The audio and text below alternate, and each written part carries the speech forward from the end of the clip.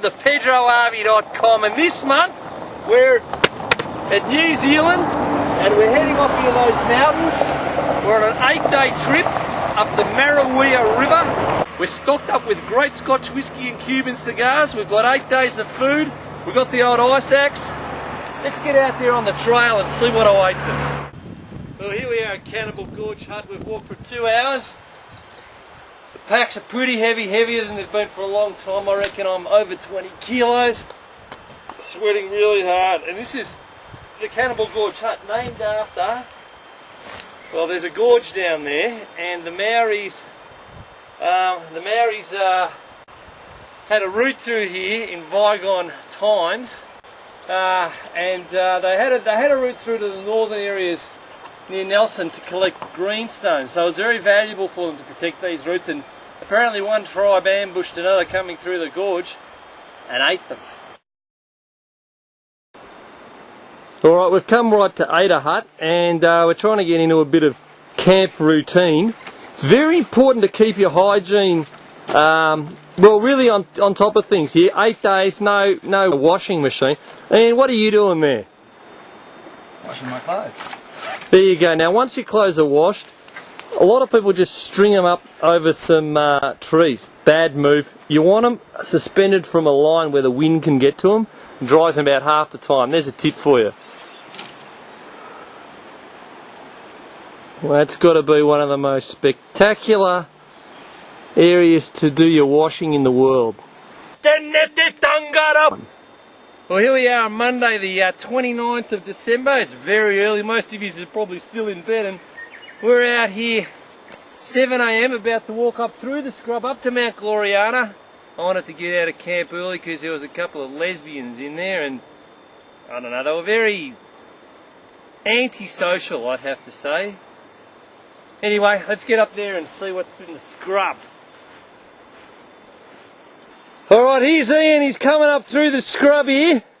There's a total bloody bush bash this. What's it like, Ian? Nice and easy. This is described as easy New Zealand scrub. Can you believe it? And here he goes on our northward bearing to get out of this scrub. Lucky there's no snakes in New Zealand, that's all I can say. Well, it's 11:15 on day 2, and it's been a hell of a walk up here. And as you can see up behind us, the lowest point there is the snow we're going to have to traverse to get to the pass. Not looking forward to that. Could be very difficult going, but down the other side hopefully there's snow and we can boot ski down.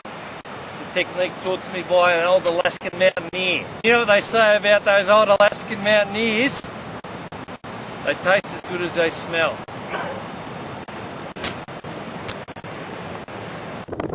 Well, we're at the top of this, I think technically this is a col between Mount Gloriana up there, which is a grade 1 plus. You have to negotiate some cliffs to get there, and that hell of a climb. 2,000 metres is the highest I've ever been in New Zealand, and that last bit was going up a black ski run for 500 metres. Everyone is exhausted, but the funny thing is, when you get to the top, it doesn't seem so hard anymore. Now all you have to do is go down there, into that valley, and into Bob's hut. Let's see if we can find Bob. Alright, here we are at the base of the ridge off whatever god-forsaken mountain that is. We've camped here, we've put up the tent. Ian, how do you feel? Very, very tired. Was that the hardest thing you've ever done? Very, very close to it. Well, morale is down here because the mountain radio is not working, which means we have no emergency device, which means we might have to get out of here. Ah, well, we'll just have to take in the views while we can. Well, here are folks at Bob's hut, and I'm currently smoking a Monte Cristo No. 2. Now, a lot of people have been watching Pedro RV started smoking cigars in the wilderness. Guys, you can't do that. Cigar smoking, it's like training for the bush. You don't come out here without training. If you want to smoke cigars in the bush, grab yourself a box of Monte 2s, have one sort of every 2 or 3 days a month before the hike, and then the week before one a day. Then you can cope with them, and that's when they'll do you the most benefit. Now the Scotch we're drinking out here today, it's the 15-year-old Lafrogue semi-cast strength. Sorry, quarter cast strength. Absolutely beautiful. Very different from that sludgy, iodine-y tasting Lafrogue 10-year-old. Alright, we're talking to some blokes here at Bob's Hut. They've just come down off Fairy Queen. They did it as a day trip. Boys, what was it like? Oh, absolutely fabulous. And how much vertically up did you go from here? What was the distance? 800 to 2,300. 1,500? Yeah, 1,500 metres. 1,500 metres, that's a good climb. And was there any technical difficulty, anything death-defying? Did death beckon? Yes, there was one Travis hanging out right over the Ada face. And did your life flash before you? No, but I kept a bloody good hold on the rocks. Well, you guys must be totally exhausted, so I'll leave you to your dinner tonight. Why, you're so kind, sir. Thank you. Well, from Bob's Hut, the weather looked like it was going to get bad for a few days, so we decided to walk out via Downey's Hut. And at Downey's Hut, there was the annual general camp of the New Zealand Alpine Club, which is a bunch of mountaineers.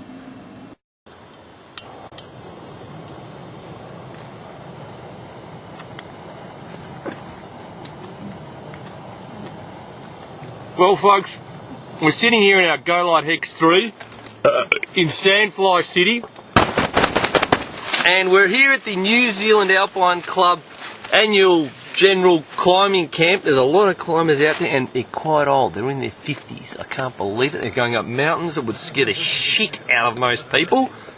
I want to go over there and get some interviews with some real old die-hard lunatics. Let's go talk to them. Now, look, we're from Melbourne, Australia, where the hills are pretty flat, really, and we're surprised at all these people out here doing really things that could kill you. Am I exaggerating there? No, that's true. We've got serious. This morning we were stitching up a young lady who managed to rip from the top of the quad up here right down to her ankle, and that was before you guys got back into camp. So we've cleared up all the muck now, but she's sedated and in that tent over there. Half dead. We're thinking of helicoptering her out tonight. So. Really? Helicoptering her out? Well, the alternative is a quad bike. Do you know what a quad bike is? You know, it has a wheel on each corner. Oh, yep. But unfortunately, it's about 3 miles down there, and we think she might bleed to death by the time we got her down there. So while she's sedated, it's not so bad. All right, well, thank you for your time, sir. That's fine, yeah. We're talking to Ben, last name I can never pronounce Winnubst. it. Winnubst, who's the, is it editor, is that correct to say? Yeah. Of the Kaikoura Kauringi, or? Kaikoura Kauringi climbing guide. Yeah, that's the one. Now, how did you come about to edit that? I imagine it must be a daunting task. Well, this is just a matter of pulling together information from different sources, because there wasn't a single source available at the time. And, this is the northern part of the top of the South Island. There's actually some really good stuff here, and it's worth having something. And people seem to like the photos as well as some information on the climbs. So. And do you prefer the summer or winter climbing in these parts? Oh, the winter climbing can be really excellent here. Now when you say excellent, for our viewers back home, do you mean like there's just sheets of clean white snow and you can smash your ice axe into it and that sort of thing? Oh, you won't find much in the way of very steep waterfall ice, and nothing like that, but you will certainly find some beautiful, what we call plastic ice. Plastic? It's like polystyrene, you throw the picks in and they just stay there solid as. Oh, okay. This is fantastic stuff for climbing on. Well, thanks for that, Ben. Bomb-proof. Hang on, you've got to ask him about moonlight climbs. Oh, yes. Last night you were mentioning something about climbing at night. In winter, I presume? It was in winter, yes, yeah. Well, I mean, how on earth can you climb at night in winter? Well, if there's moonlight, especially on snow, you get a lot of light. And yeah, I've walked for several hours along the ridges in the moonlight. It's bloody fantastic. There you go, It's folks. wonderful. You've got to come here and do some moonlight winter walking up these peaks, and just remember not to die. Thanks for that, Ben. Oh, nothing there! Right, here we are at Murchison Pub. Come out of the hike early because the rain is coming in for 2 solid days, and it was just too hard to go over the passes. We're going to lift out with the New Zealand Alpine Club, and we have been appointed honorary members for the next, I think, 2 years. We had a great time down here with a little bit of traditional New Zealand sing-along. That is fantastic.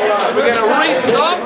We're going to try and fix the mountain radio, and we're going to be off for another 5 or 6 days soon. Drink up and have a good year. It's Christmas here for 2 weeks. Here we are hitchhiking for part 2 of the hike. And there's a few key points with hitchhiking. Is firstly, you need a sign so people know where the hell you are going. Secondly, smile. And have your little smiley face to show that you're not a terrorist, lunatic, maniac, psycho. Well, here we are on our second part of the journey, doing some much easier walking. We're at Lake Angelus Hut. It's a very spectacular route to get here along the Robert Ridge. It's skyline traverse, spectacular views, and even though we've come up a fair way, compared to the first half of the walk, this is just so much easier.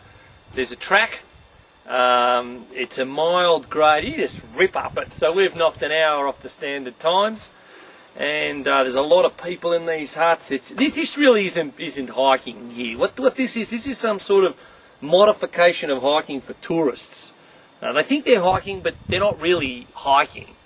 That's okay. Anyway, we're going up that mountain behind me. We're going to try and climb that. And off to Hopeless Hut, a bit of off track. Hopefully that should cut out the tourists. We're now on the top of Sunset Saddle. We've come up from Angelus Hut, and that was great. That was more of the real stuff, really steep, but you know, there was a track, so it's just that little bit soft. Up there we've got 2,000 metre peak, Angelus Peak, and we're considering climbing that. Well, here we are at the top of Angelus Peak. It's called 2,075 metres. It's a grade 1 scramble. Pretty easy. You can't really hurt yourself on this stuff. What an incredible view down that range. You've got Mount Hopeless, Cupola, we might give that a shot, Travers, and I think way in the distance the tallest mountain in this area, known as Mount Franklin. You can see here the route we did last year, up to Derval. You can see where we've come from a few days ago, 2 valleys across, and the closest stream down there is the Sabine. We're going to make our way down to Hopeless Hut for Scotch whisky and Cuban cigars after a well-earned rest climbing this peak. See you at the hut. This is a technique known as boot skiing down these steep snow passes. Fantastic, much better than coming up. Not quite steep enough here, but you get the idea. You just get down there and ski. Woohoo! Well, we've come off that scree, and that was a hell of a descent. That is one of the toughest descents I've done for a while. Off Sunset Saddle, and we're at Hopeless Creek Hut here, named after Mount Hopeless, Mount Hopeless, a grade 2 mountain up there off to our southwest. And I am stoned from the cigar, a little bit drunk from the Scotch whisky, not to mention the fact that I'm completely buggered. We've been on the trail today for a solid 9 hours, not including rest, and we've hit this up. We thought we'd have it to ourselves, but there's some civil engineering students in there, and I've tried to point out to them that, well, basically they should change their minds and do something else, having been a civil engineer. But the temperature, it's coming down. It's going to be cold here in the hills. We're buggered. We're going to sleep like bricks. Oh, Pukare! From Hopeless Creek Hut, we decided we'd make a big day of it. We'd go down to John Tate Hut, and then we'd go up to another deserted hut known as Cupola Basin Hut. And now here at the John Tate Hut, we have Elda Hagenzi. No, Rezende. That's it. Live from, she's from, where are you from in Brazil? I'm from Minas Gerais. Wherever that is, and she's going to do a little bit of Brazilian jazz. Off you go. Trabalhando o sal é amor, o suor que me sai. Vou viver cantando o dia tão quente que faz. Homem foi criança catando conchinhas no mar. Trabalho o dia inteiro pra vida desmente levar. Água vira sal lá na salina, quente-me no rio, água do mar. Água enfrenta o sol lá na salina, sol que vai queimando até queimar. Thank you very much. Okay. Thank you. Well, we've walked up from John Tate Hut where there was a massive avalanche damage, unbelievable, almost wiped the bloody hut out. We had our fantastic guest performance and we're up here at Cupola. Now this is a lesson in sense. We have come up 1.5 hours, it said to 1.5 hours, climbing 600 metres to a dead end, but the views! How about the view? There's no bloody view down that or on some great walk like that, is there? And tomorrow we might be looking at doing Cupola, grade 1 plus, just up there. It's supposed to be a pretty easy route, but I'll tell you what, it's scaring the willies out of me. So I'm going to go and get some dinner. Well, it's Tuesday the 6th of January 2009, and up there, looming above us, is Mount Cupola, 2,209 metres. And we're going to have an attempt on it up the... You probably can't see it, there's 2 snowfield gullies up there, and we're going to take the zigzag route as pointed out by Ben Winnubst. Hi, yeah, Ben, I'm sure you're watching this video, and let's see if we can crack the big one.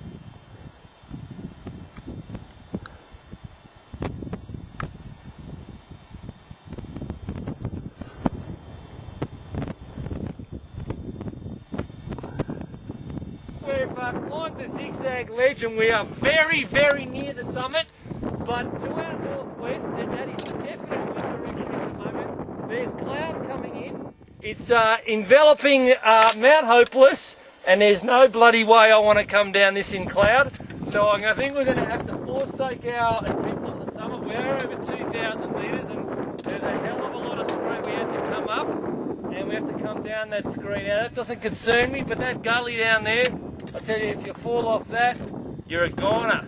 So hopefully this tape will make it back to the hut and to the cutting board. Alright, see you down at the hut, boys. Let's go. Here we are, coming off Cupola.